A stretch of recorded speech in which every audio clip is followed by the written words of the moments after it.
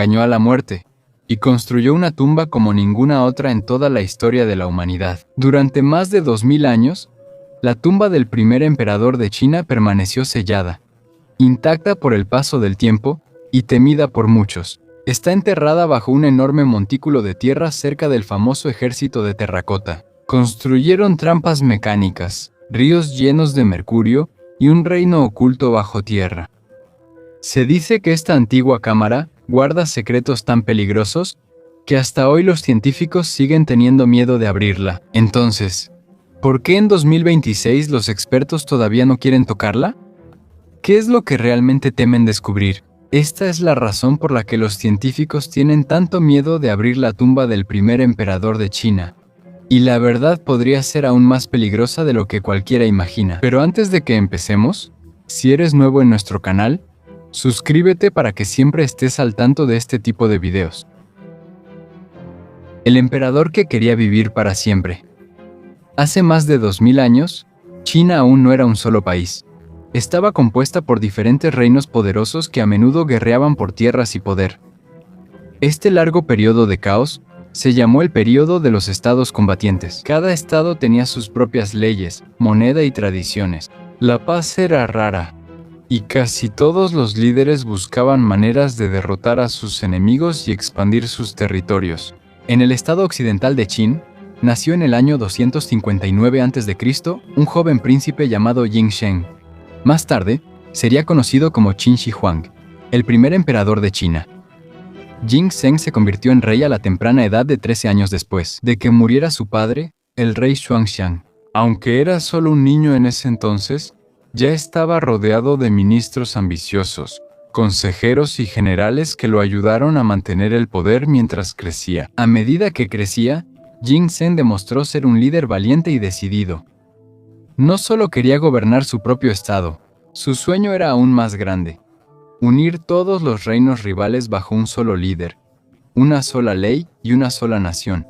Algo que nunca antes había sucedido en China. Durante casi 10 años, él lideró a su ejército en una campaña militar tras otra en diferentes partes de la región. Uno a uno, los reinos cayeron bajo el poder de Qin.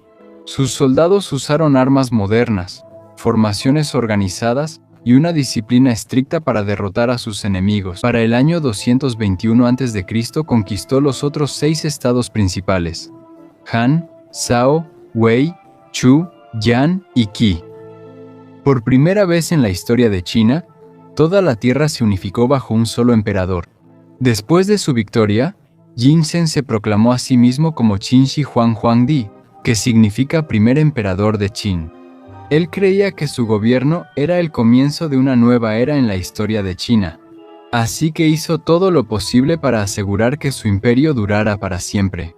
Para lograr eso, comenzó a cambiar y reorganizar todo el país. Qin Shi Huang implementó un solo sistema de escritura en todo el imperio para reemplazar las diferentes escrituras locales y que todos pudieran entender los mismos caracteres. Esto ayudó mucho en la comunicación y el registro de documentos.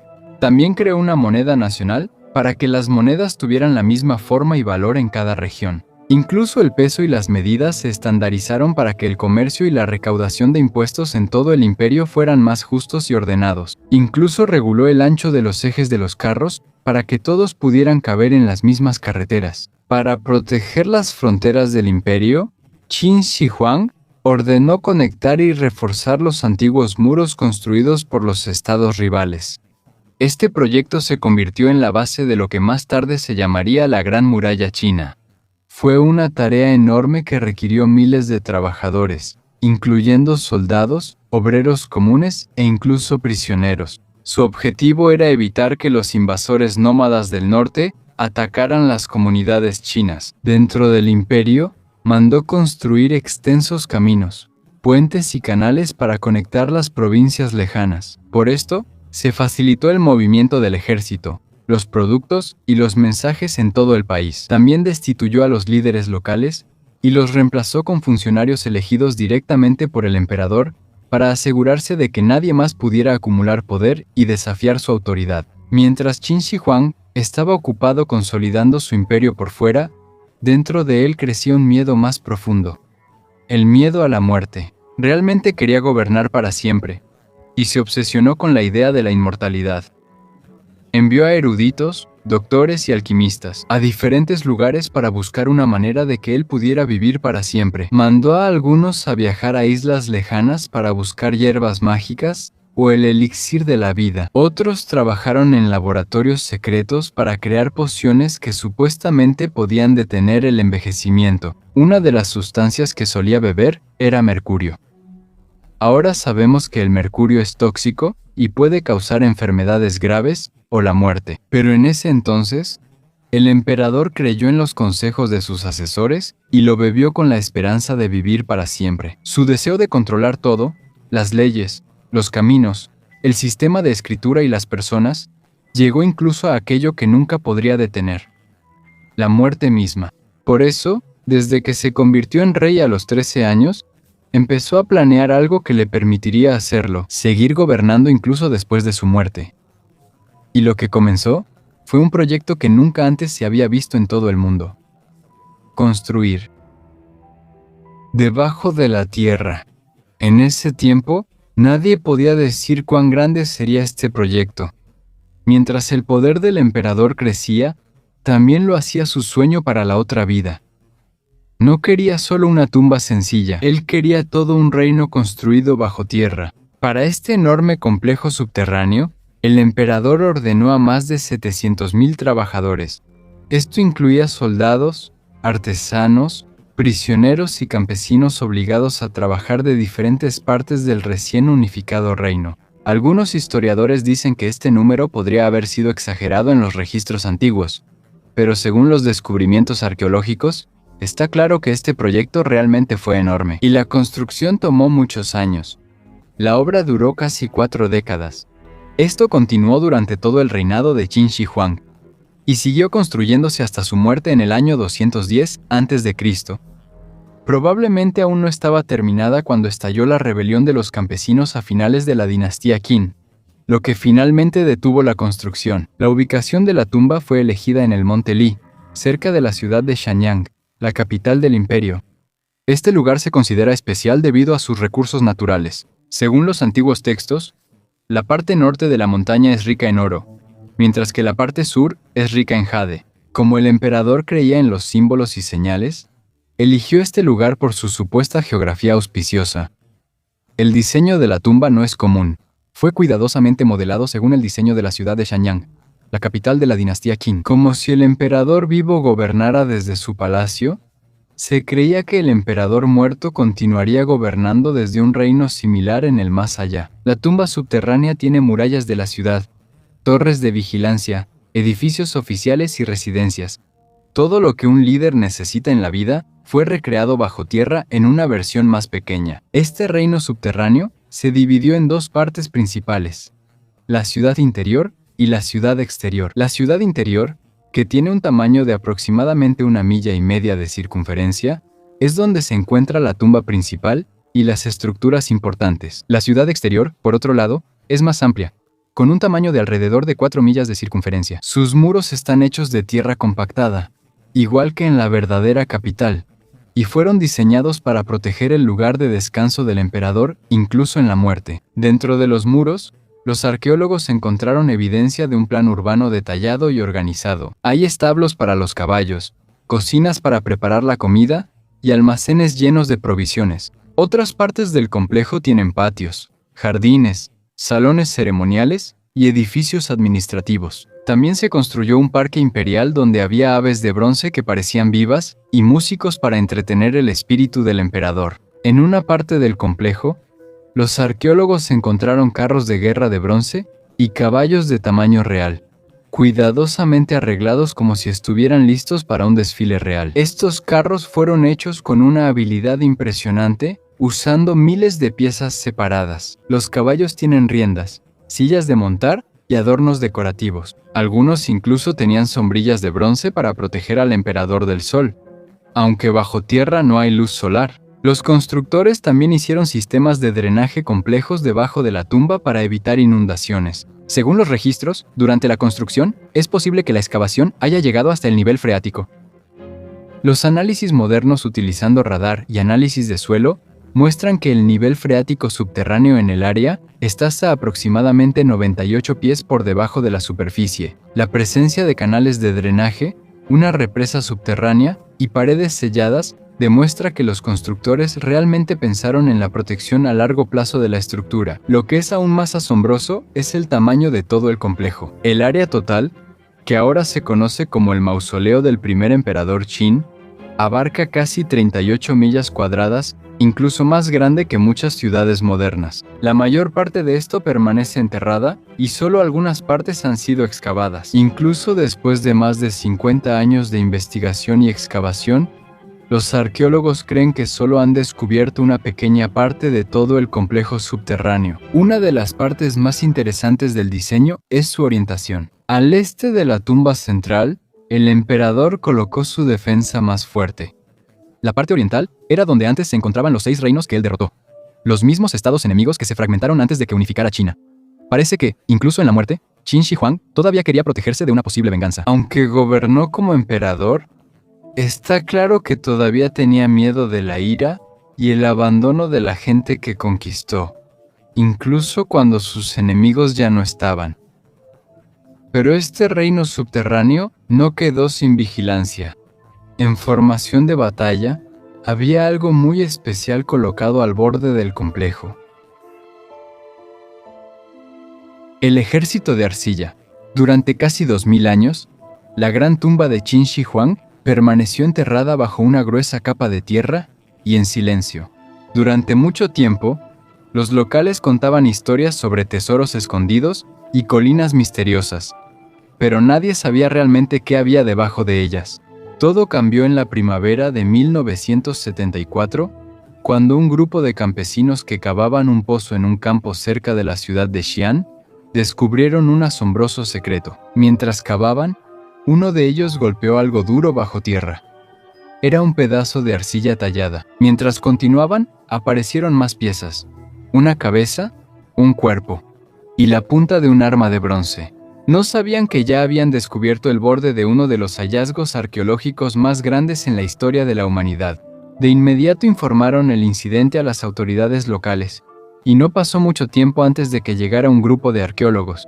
Mientras examinaban el lugar, encontraron más piezas hasta que quedó claro que no se trataba de una tumba común. Debajo de la tierra, estaban organizados en formación de batalla. Y para sorpresa de todos, encontraron miles de soldados de barro de tamaño real. Hoy en día, este descubrimiento es conocido como el Ejército de Terracota.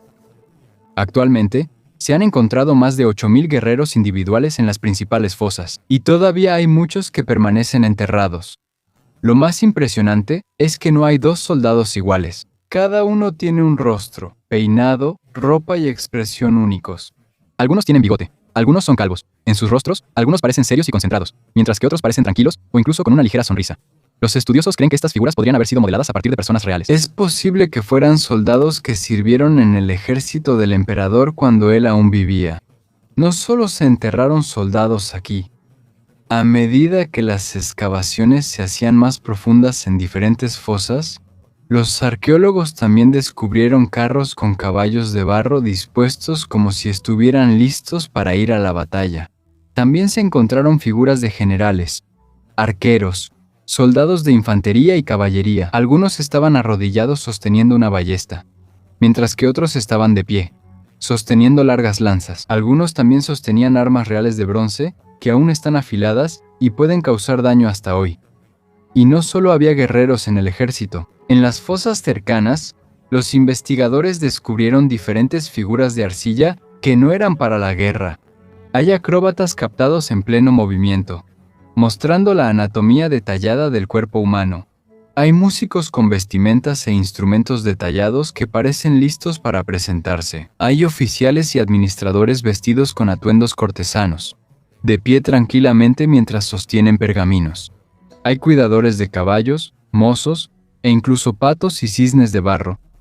Están cerca de lo que parece ser un jardín o lago subterráneo.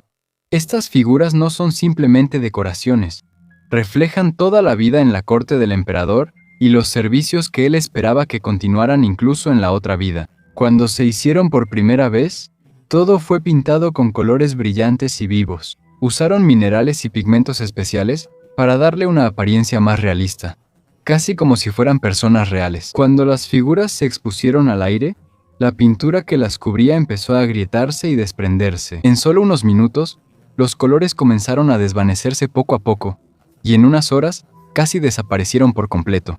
Esta es la razón por la que la mayoría de los guerreros que vemos hoy en día son solo de arcilla gris, con apenas rastros de la pintura original. Esto es una gran lección para los arqueólogos. En las primeras etapas de la excavación, no entendían completamente cuán delicados y frágiles eran estos materiales. Por eso, muchos detalles originales se perdieron para siempre, simplemente por la rapidez de la excavación o la falta de protección de la pintura. Esta es una de las razones por las que hasta ahora, muchas partes del sitio siguen sin ser excavadas. Actualmente, los expertos trabajan de manera lenta y cuidadosa, utilizando tecnologías modernas para proteger mejor los descubrimientos que hacen. Hasta ahora, se han descubierto 4 fosas principales cerca de la tumba del emperador.